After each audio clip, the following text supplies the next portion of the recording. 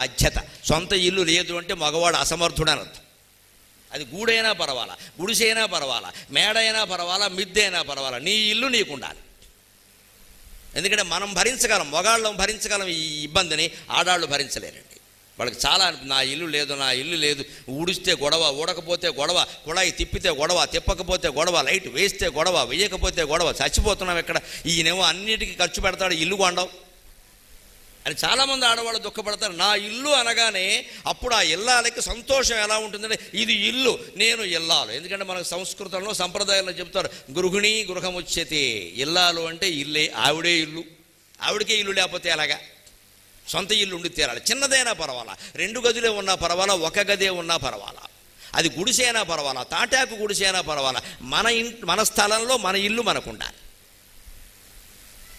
అద్దె ఇంట్లో ఉన్నామనుకోండి, పేదరికం ముట్టేసింది అనుకోండి, తినడానికి లేకపోతే బయట